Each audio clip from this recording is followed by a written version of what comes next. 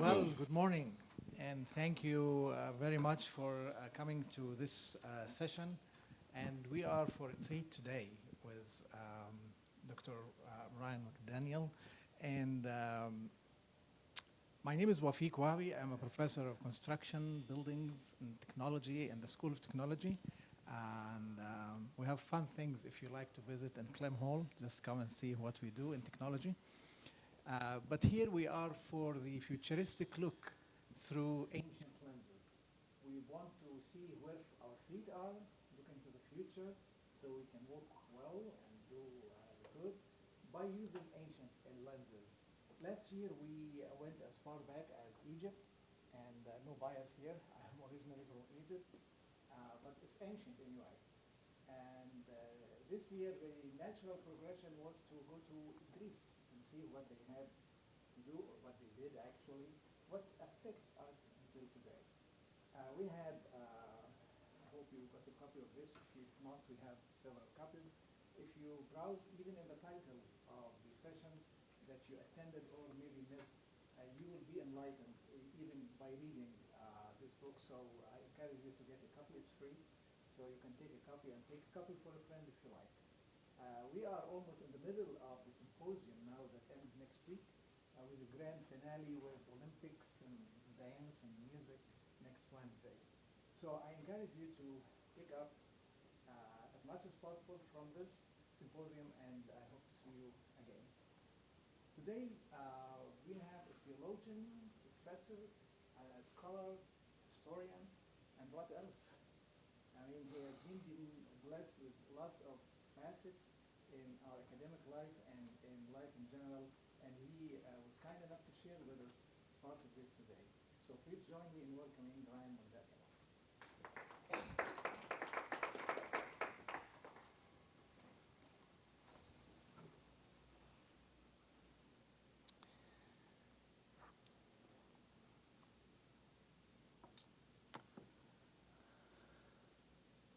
I'm calling my presentation today Hagia Sophia, Sacred Wisdom from the Christian Tradition of the Greeks. Hagia Sophia is itself Greek. It's Greek for sacred wisdom or holy wisdom, either way. Now, I took some of my inspiration in naming this presentation Hagia Sophia from this church. This church is located in what is now Istanbul, Turkey. More anciently, or perhaps more anciently, the city was known as Byzantium, later named the city of New Rome, also named after Constantine the Great, and so the city was named Constantinople, New Rome. This church was built in the 6th century, and for about 1,000 years, it remained the largest church in the entire world. Justinian, when he was the emperor at the time, when he completed the building, he was reported to have said, "Solomon, Solomon, I have outdone thee." Wasn't proud of his work at all. Just to give you a sense of the size of this church, I also went ahead and added a picture of the interior, taken as it looks today. It's now a museum. Some of the large medallions with Arabic, those were placed on the interior when this building was converted for a time into a mosque. But for about 1,000 years, this was the largest church in the world. Not outdone until St. Peter's in Old Rome was built in the 16th century. And so I decided, in talking about the Christian tradition of the Greeks, it would be a fun play on words to talk about Hagia Sophia, sacred wisdom, taking my inspiration from this church at the center of the Christians' world in the East. So thought it might be fun to start my presentation by asking this famous question, asked by Tertullian of Carthage, writing in the 3rd century AD. What has Athens to do with Jerusalem? For Wafik and others who remember my presentation last year at the Symposium on Egypt, I sort of anchored my presentation with the refrain from the Bible, "Out of Egypt I have called my son."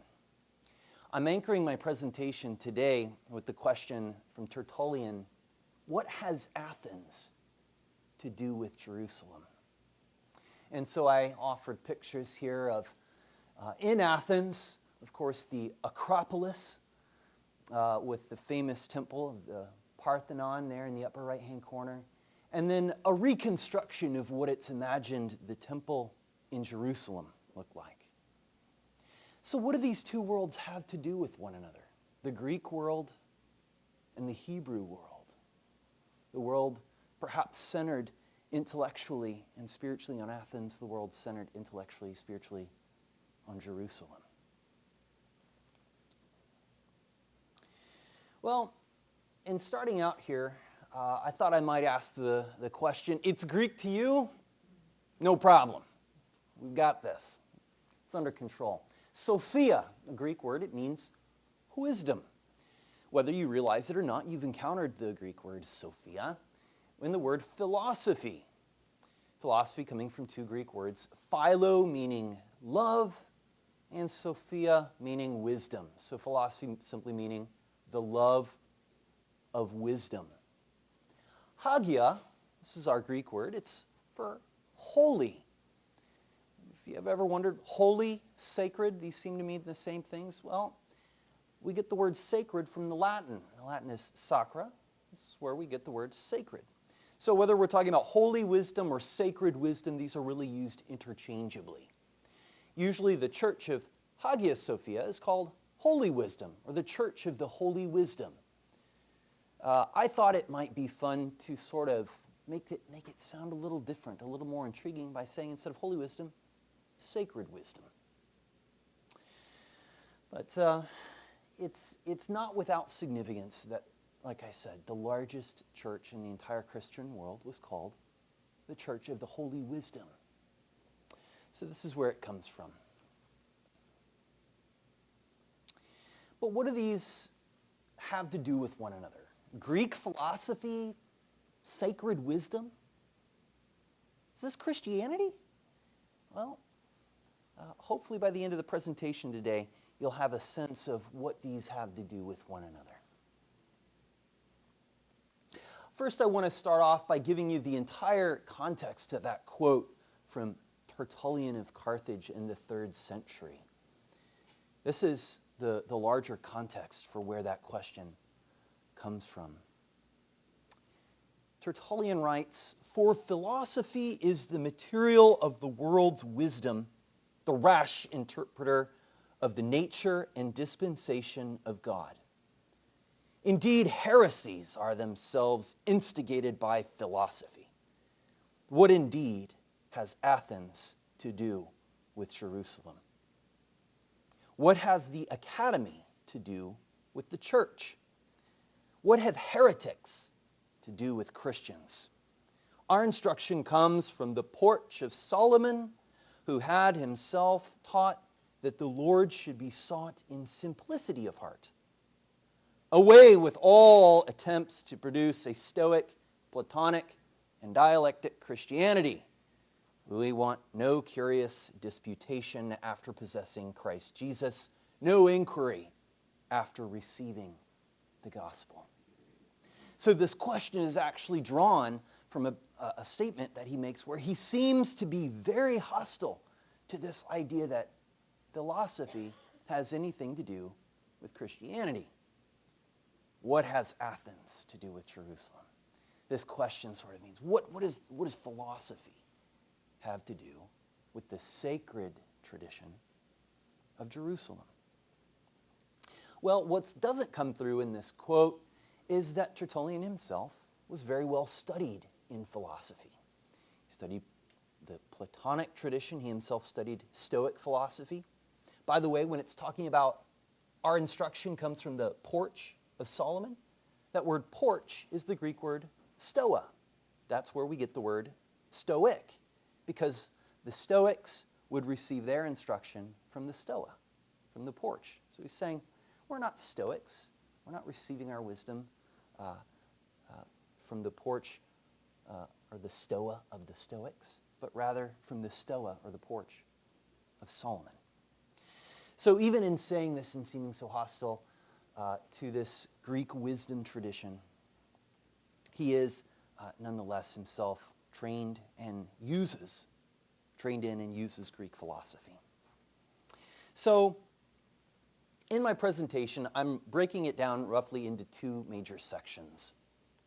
In the first section, I'm going to talk about Greeks in the Bible. The Greeks, it turns out, show up quite a bit in the Bible. And I'm going to take a look at one particular story that I'm going to tell, how the Greeks show up in the Bible. And then in the second portion of my presentation, I'm going to talk about this idea of sacred wisdom within the longer Greek tradition among the Christians. So first, the Greeks in the Bible. I'm going to start off with the book of Daniel and read two passages from chapter 9. He shall put an end to sacrifice and offering, and on the wing of abominations shall come one who makes desolate. From chapter 11, for ships of Kittim. The Kittim in this context means the Greeks. You might not know that if you're reading an English translation of the Bible, but he's talking about the Greeks. For ships of Kittim shall come against him, and he shall be afraid and withdraw, and shall turn back and be enraged and take action against the holy covenant. He shall turn back and pay attention to those who forsake the holy covenant. Forces from him shall appear and profane the temple and fortress, and shall take away the regular burnt offering, and they shall set up the abomination that makes desolate. All right, so we've got this abomination of desolation, as it came to be known. Gosh, it sounds formidable. Some sort of abomination. It's going to make for desolation. This is an ominous word here coming from Daniel. So the question is, what happened? What is this abomination that causes desolation? Well, meet Alexander the Great. Right? It's hard to find a more classic sort of icon of that ancient Greek civilization than Alexander the Great. 4th century BC. Alexander goes out on his campaign to conquer what to him was the known world. And he sets up a massive empire encompassing what was known then as the land of Israel. And so this comes under the control of Alexander the Great. And his successors then are in control of the land of Israel. One of his successors was named Antiochus Epiphanes IV. It's Antiochus Epiphanes IV who performs this abomination that causes desolation. Where is this written about? Well, the ancient Christians read the Bible in Greek. And in the Greek Bible, there are books that don't presently appear in most Protestant editions of the Bible.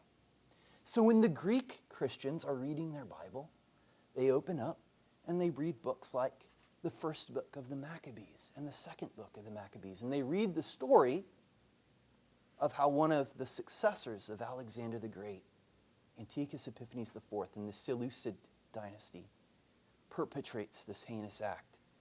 Here's one account from 2nd Maccabees. Zeus is worshipped in the Jerusalem temple. An excerpt from the account. The king sent an Athenian senator to compel the Jews to forsake the laws of their ancestors and no longer live by the laws of God. Also to pollute the temple in Jerusalem and call it the temple of Olympian Zeus. Harsh and utterly grievous was the onslaught of evil, for the temple was filled with debauchery and reveling by the Gentiles, who dallied with prostitutes and had intercourse with women within the sacred precincts, and besides brought in things for sacrifice that were unfit. The altar was covered with abominable offerings that were forbidden by the laws. People could neither keep the Sabbath nor observe the festivals of their ancestors, nor so much as confess themselves to be Jews. On the monthly celebration of the king's birthday, the Jews were taken under bitter constraint to partake of the sacrifices. A decree was issued to the neighboring Greek cities that they should adopt the same policy toward the Jews and make them partake of sacrifices, and should kill those who did not choose to change over to Greek customs. This is a brief excerpt from the account of what was referred to in Daniel as the abomination that causes desolation. One of the successors of Alexander the Great comes in, takes over the temple in Jerusalem, says, "This is now a temple to the Olympian Zeus." And there's sexual acts that are performed in the precinct of the temple that are considered wickedness and evil for the Jews. There's various sacrifices that are offered, and many other atrocities that are going on in the Jerusalem temple. The worship of the God of Israel ends. And this becomes the status quo for about 3.5 years.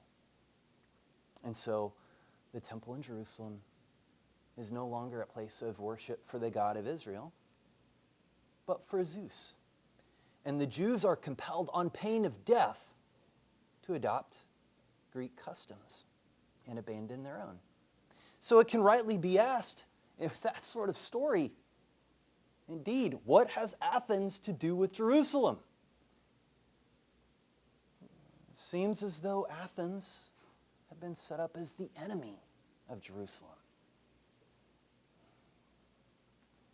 Well, Athens has her day, but Jerusalem makes a comeback. The following is a brief account of how the Jews, for their part, rallied.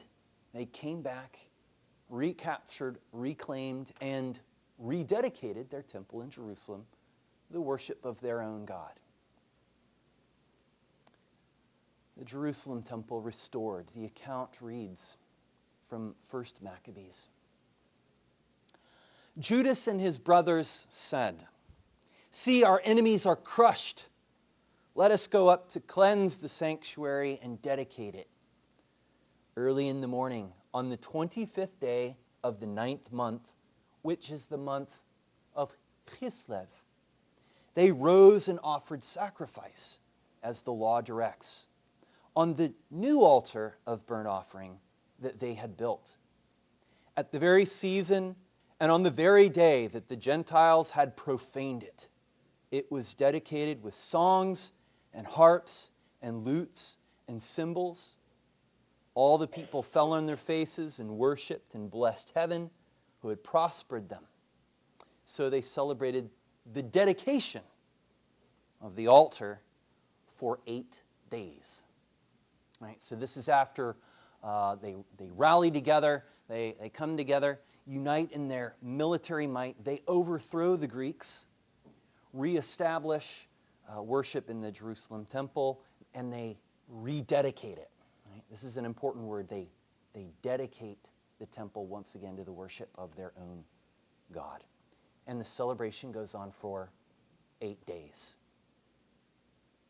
Does anyone know, we're now past Halloween yesterday, today being the day of All Hallows or All Saints Day.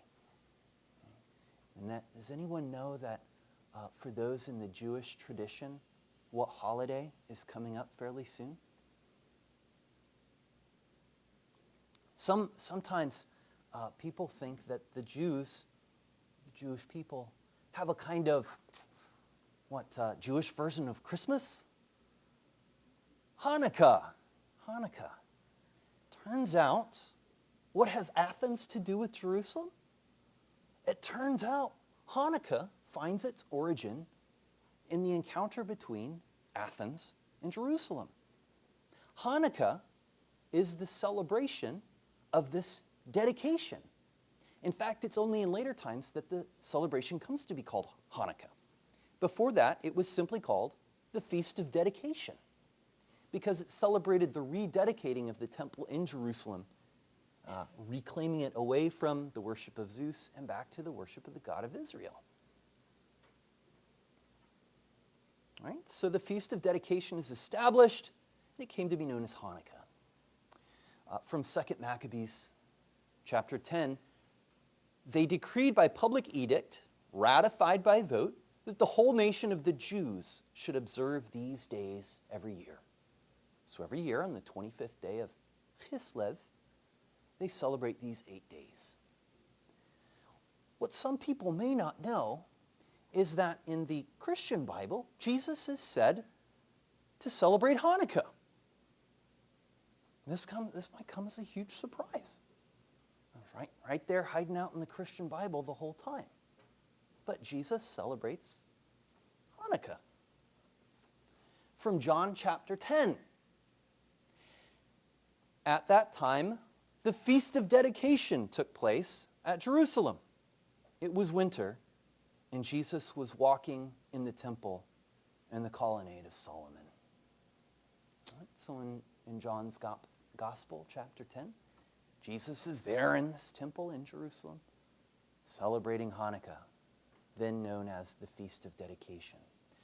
So, what has Athens to do with Jerusalem? Well, there's a hostile encounter. The Kittim, right? Alexander the Great and his successors come in, compel the Jews to adapt Greek customs, profane their temple, worship Zeus. The Jews rally, they retake their temple, they rededicate it to the worship of their own God. And Jesus is even seen in the temple celebrating Hanukkah. So at first the encounter does seem hostile, as Tertullian would portray it. So this is the story of Hanukkah. There's one more passage in the Bible where the Bible and the Greeks are coming together that I wanted to share with you, and that's Paul at Athens. Paul at Athens, from Acts 17. Now, while Paul was waiting for them at Athens, his spirit was provoked within him as he saw that the city was full of idols. So he reasoned in the synagogue with the Jews and the devout persons, and in the marketplace every day with those who happened to be there. Some of the Epicurean and Stoic philosophers also conversed with him. So these are two famous schools of Greek philosophers, the Epicureans and the Stoics. And so we have this account of Paul. He's in Athens. He's in the agora or agora. He's in the marketplace. He's having these conversations, these philosophical discussions. He's talking to Epicureans. He's talking to Stoics. And he's having this intellectual exchange with philosophers of the various Greek traditions. The account goes on. So Paul, standing in the midst of the Areopagus, said, "Men of Athens, I perceive that in every way you are very religious. For as I passed along and observed the objects of your worship, I found also an altar with this inscription, to the unknown God. What therefore you worship is unknown, this I proclaim to you. The God who made the world and everything in it, being Lord of heaven and earth, does not live in temples made by man, nor is he served by human hands, as though he needed anything, since he himself gives to all mankind life and breath and everything.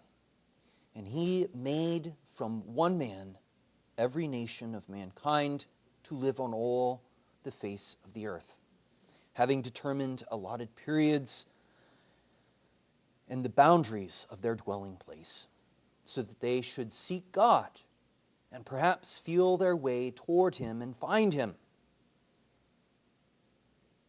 Yet he is actually not far from each one of us, for in him we live and move and have our being. As even some of your own poets have said, for we are indeed his offspring. So Paul is recognizing that even among the Greeks, among the Greek tradition, he's talking to Epicureans and Stoics and other philosophers in Athens. He's recognizing that the Greeks are trying to feel their way along, trying to find and discover who God is. He discovers the Greeks to be a very religious people, but he sees that there's a multiplicity of gods. But he sort of points to this one altar that he finds there in Athens that says, to the unknown God. And he's saying, I'm here to proclaim this is the God that's yet unknown. And I'm here to proclaim and make known this God. His two quotes are drawn from non-Christian, non-Jewish Greek poets. The first source was probably associated with a figure known as Epimenides of Crete, dating almost an ancient mythic legend to the 7th or 6th century BC. And Paul is quoting from his poetry. The second quote, for we are indeed his offspring, he's quoting from Aratus's poem Phenomena, dating from the 3rd century BC. So Paul is quoting from these two ancient Greek poets. And so we start to see already in the book of Acts, Paul, as he's going and making his proclamation to the Greeks in Athens, he's beginning to show that he's reading the Greeks. He's quoting them in support of his own ideas, saying these two are not hostile to each other. There's a kind of agreement here. There's a common ground. What has Athens to do with Jerusalem? He's saying, well, Athens is religious. They have this altar to the unknown God. They have ancient poets that for centuries have said things about God that he says, I can affirm as well. So we begin to get the first hint that maybe not all encounter between Greeks and Jews, not all encounters between Athens and Jerusalem are hostile. So what has Athens to do with Jerusalem? Perhaps a little something. So I'm now moving on from Greeks and the Bible to the second main area of my presentation. Hagia Sophia in the Christian tradition of the Greeks. Greek philosophy, sacred wisdom, Christianity, do these things have anything to do with each other? Well, in this next portion of my presentation, I'm going to anchor in to a personal account of an ancient Christian. He's writing in the 2nd century AD, so the 100s AD. The close of the writing of the New Testament takes place in, for the most part, in the 1st century. Right? So this Christian writer is writing at the time when Christianity is still just getting started. And he's going to give us his personal account of his own experience. And I'm going to draw from this personal account of his some main points that I want to bring out for us in answering the question, what has Athens to do with Jerusalem? I want us to be able to see that there was actually quite a bit of common ground beyond what Paul was pointing out briefly there in that conversation in Athens. There's actually quite a bit. And as we'll see, the Greek Christian tradition is going to adapt and incorporate much of the Greek philosophical tradition and come up with a distinctive Greek Christian tradition that is indeed rightly called Hagia Sophia, or sacred wisdom. I'll be sharing with you an account from a man known as Saint Justin Martyr. He's also called the philosopher. A martyr because he was killed for his faith. much as those Jews were put to death by the Greeks for their faithfulness to their belief in God, Justin, the philosopher who would become a Christian, was also put to death for his belief in God. So writing in the 2nd century AD, again the 100s, very early, from his own account, I will tell you what seems to me. For philosophy is, in fact, the greatest possession and most honorable before God, to whom it leads us and alone commends us. So he's basically saying that for him, by the way, this account is before he's a Christian. He's giving an account of his life and his experience as a philosopher before a Christian. So he's a Greek philosopher at this point. And he's saying, what is the point of philosophy? Philosophy is to lead us to God. Philosophy commends us to God. So remember back when Paul was talking to the Athenians, saying we're trying to feel our way, the Greeks are feeling their way along, trying to know God. Justin says, indeed, he's affirming that this is what Greek philosophy is about, coming to a knowledge of God. In another portion of his own account, again, this is before he's a Christian, the perception of immaterial things quite overpowered me, and the contemplation of ideas furnished my mind with wings, so that in a little while I supposed that I had become wise. And such was my stupidity. I expected forthwith to look upon God, for this is the ultimate goal of Plato's philosophy.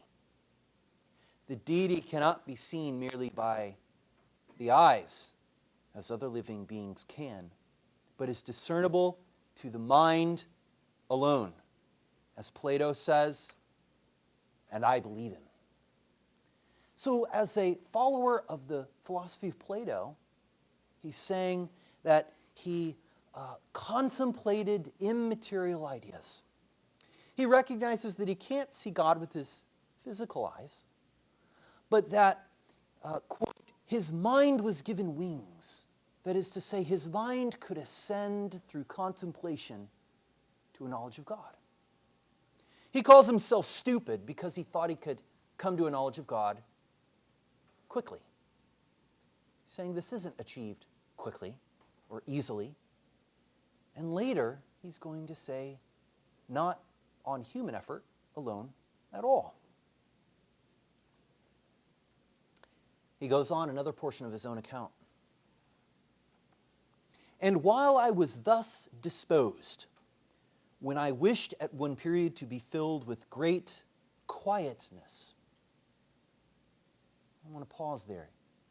He wishes to be filled with great quietness. Again, this is before he's a Christian. Keep that tucked away. And so to shun the path of men, I used to go into a certain field not far from the sea. And so he's off, not too far from the sea, in a quiet, lonely place, away from the affairs of the world. And he says, I delight in such walks. He was taking a quiet walk in a solitary place, where my attention is not distracted. For converse with myself is uninterrupted. Compellingly contemporary. For those who enjoy quiet walks alone in the setting of beauty in nature, where you can hear your own mind, you can hear your own thoughts. This is something that Justin said that he delighted in. He wanted to get away from the noise and busyness of the world and withdraw to quiet, for quietness. He says he wants to be filled with great quietness, where he can think and contemplate. Allow his mind to have wings and ascend to a knowledge of God. All of this is not as a Christian, but as a Platonic philosopher. What has Athens to do with Jerusalem? we're starting to see some similarities. He goes on. This is where Justin is not speaking, but he's actually hearing about what he might lack and what he might gain. There existed long before this time certain men more ancient than all those who are esteemed philosophers, both righteous and beloved by God, who spoke by the divine Spirit. They are called prophets. These alone both saw and announced the truth to men, speaking those things alone which they saw and which they heard, being filled with the Holy Spirit.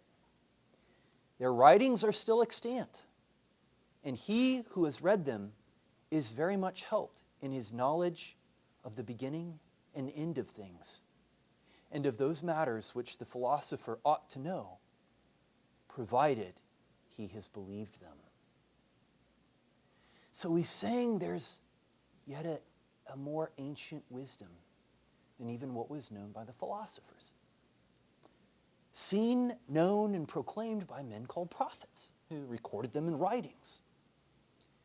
And that he's not saying being a philosopher is in any way in contradiction to the writings of the prophets, but he's saying that philosophers benefit by knowing the writings of the prophets, because they received and they saw what the philosophers did not.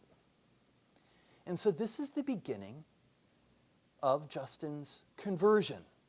His movement from being not just a philosopher and follower of Plato, but his movement toward this religion, Christianity.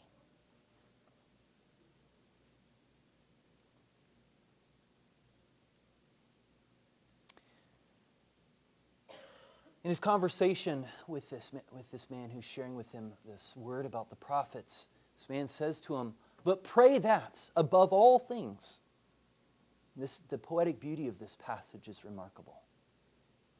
"Pray that above all things, the gates of light may be opened to you. For these things cannot be perceived or understood by all, but only by the man to whom God and his Christ have imparted wisdom." So the gates of light are opened. But the gates of light being opened is a gift from God, not something that the philosopher can attain to on his own. Justin goes on giving this account of his own experience. He says, "A flame was kindled in my soul, and a love of the prophets and of those men who are friends of Christ possessed me. And whilst revolving his words in my mind, I found this philosophy alone to be safe and profitable. Thus and for this reason, I am a philosopher." So I want to point something out here.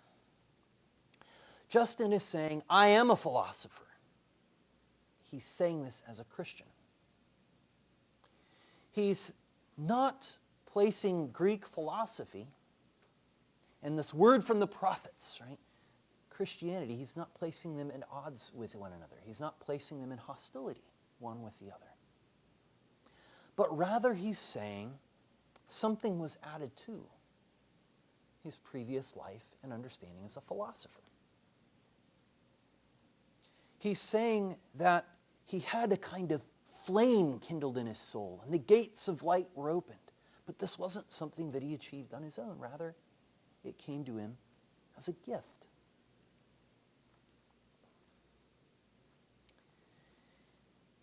So at this point, that concludes what I'm going to share with you about Justin Martyr, the philosopher. But in this brief account that he gives of his own life, in fact, those were excerpts from his own account of his own conversion, from being a Greek philosopher to not ceasing to be a philosopher, but adding to that his identity as a Christian. It can be asked, what has Athens to do with Jerusalem? Well, I'm going to draw from this account from Justin a few observations of how we can answer this question. what Athens does indeed have to do with Jerusalem. And this account of St. Justin's own conversion becomes typical of the Greek Christian tradition.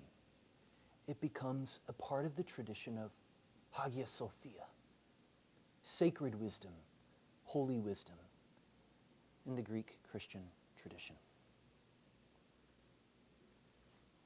First of all, there's the commonality of the goal being to see God. According to Justin's account, the goal of Greek philosophy, the love of wisdom, was nothing less than to see God. We saw Paul in Athens appealing to the Athenians saying, "You're feeling your way along trying to find God. I'm here to proclaim a knowledge of God, to bring that knowledge of the prophets that Justin was referring to." In Greek, to see God is described with the Greek term theosis, from the Greek word theos, God. Theosis means a transformation of the human person. If you were here and you heard my presentation on the Christian tradition in Egypt, you heard me speak about this at length, that the human person is not able, on human strength and human power alone, to see God. And thus, though this is the desire of the philosopher, it will be frustrated unless God intervenes. God is the only one that has the power to transform the human person, to open the gates of light, to kindle that heart and the soul, and allow the human person to see God. The human person is not in human strength to see God, but God in God's strength allows the human person to see God. So this transformation of the human person, to be made, to be fully transformed into the image and likeness of God, is called theosis, which allows the human person to see and to know God. In the Greek Christian tradition, this is called theosis. Worldly distractions are cast aside. This was true for Justin as a philosopher before he was a Christian. Remember, he said he delighted in going out to lonely places in an open field by the sea where he would walk. He could hear and know himself. He could hear his own mind. He could have clarity. He said that he would seek great quietness so that he could cast aside the worldly cares and focus on God, on a true knowledge, allow his mind to grow wings and ascend to heaven. In Greek, this is described with two terms, askesis and apatheia. Askesis, as I described in my presentation on the Egyptian Christian tradition, this is available online, by the way, this talk, my talk on the Egyptian Christian tradition. It's still available online on the website. Askesis means laying aside the distractions of the world and training for spiritual excellence to experience theosis and allow one's mind to ascend to a knowledge of God. Apatheia, this is related to the English word apathy. But apathy in the English language usually refers to not caring about anything at all. This isn't what the Greek Christian term means. Apatheia refers to a lack of pathos, that is to say, a lack of passions. The passions are all of those worldly cares, all of those worldly thoughts, every manner of distraction, and what might simply be called noise in our own mind. They're things that drag us down. They're things that draw us to what is not beneficial to us. They're a kind of wounding or illness within our soul. Apatheia simply means to be set free from passions, to be without them. And so worldly distractions are cast aside through askesis and apatheia. This was true in both the Greek philosophical tradition and the Greek Christian tradition. Remember, Justin sought for great quietness.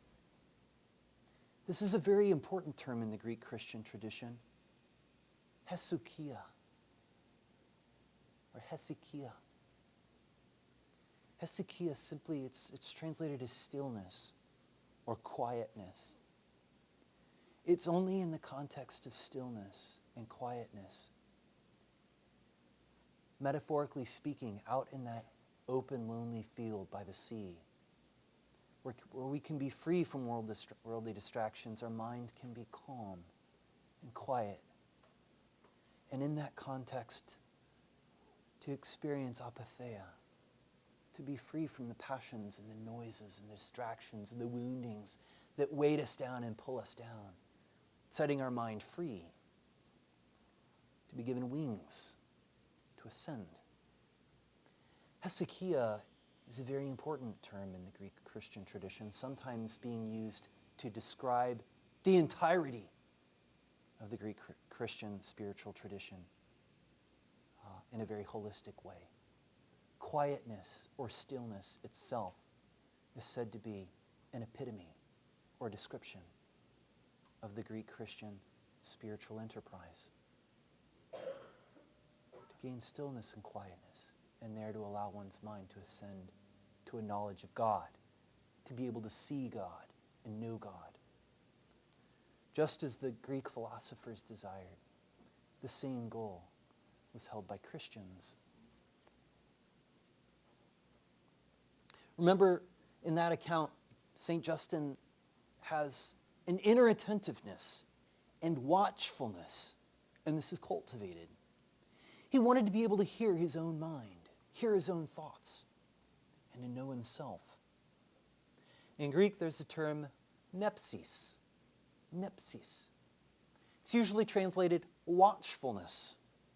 This is the cultivation of inner awareness, to be aware of oneself, to know one's own mind, to know one's own thoughts, to be aware when the passions enter in and distract and drag us down, to know ourselves well enough to know when we need to seek further help and further healing for our soul, to know when the shackles are holding us down so that the wings provided our mind to ascend are ineffectual because we have any number of passions or cares of the world that's holding us down.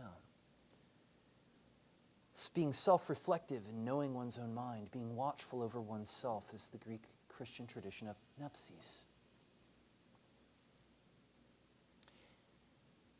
St. Justin also talked about contemplation and how contemplation gives the mind wings.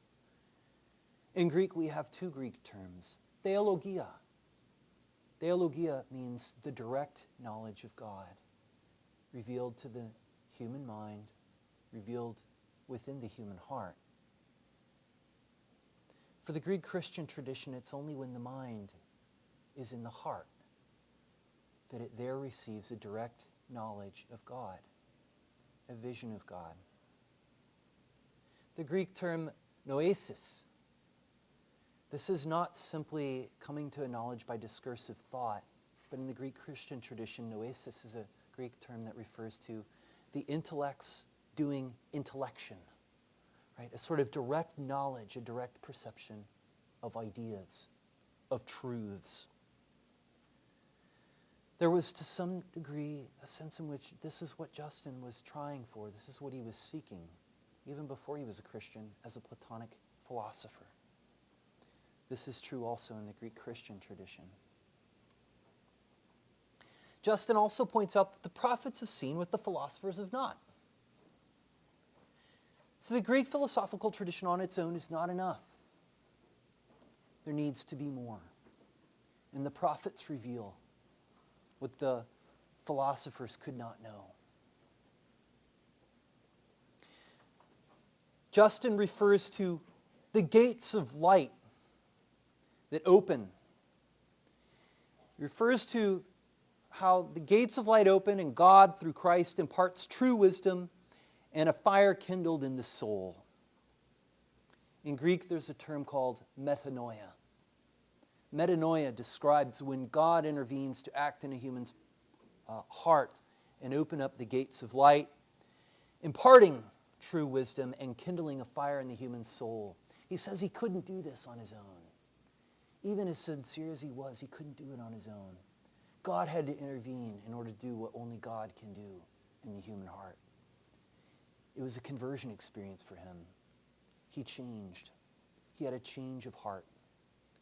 This experience of an inner change of heart is described with the Greek term metanoia. It's a transformation. It's a change of heart.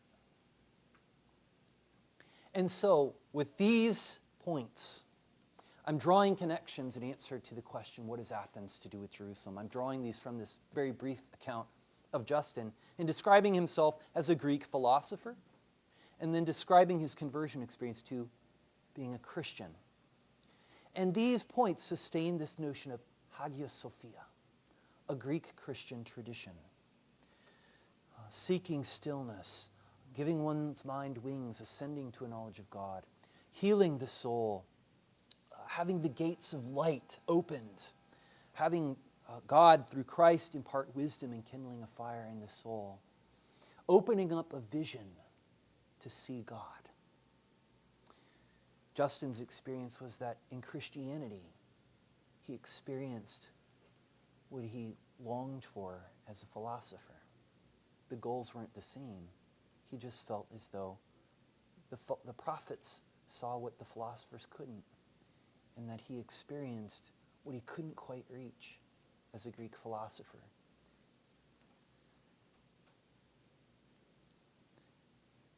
In my concluding remarks, I'd like to share one quote from St. John of Damascus. Writing in the 8th century A.D., he's very emblematic of the Greek Christian tradition. He says, quote, "Philosophy, again, is the love of wisdom, but true wisdom is God. Therefore, the love of God, this is true philosophy." Remember, philosophy means the love of wisdom. Well, if wisdom is God, then the love of wisdom is the love of God. So the true philosopher, if one loves wisdom, then what they love is God. Remember, this was true of the Greek philosophical tradition, and this is incorporated, adapted, and brought into the Greek Christian tradition as well. It becomes characteristic of the entire Christian tradition. The goal is to see and to know God, and a recognition that the only way that that happens is when God does what only God can do in light of the inadequacies and weaknesses of the human experience. I hope I've helped shed some light on this question, what has Athens to do with Jerusalem?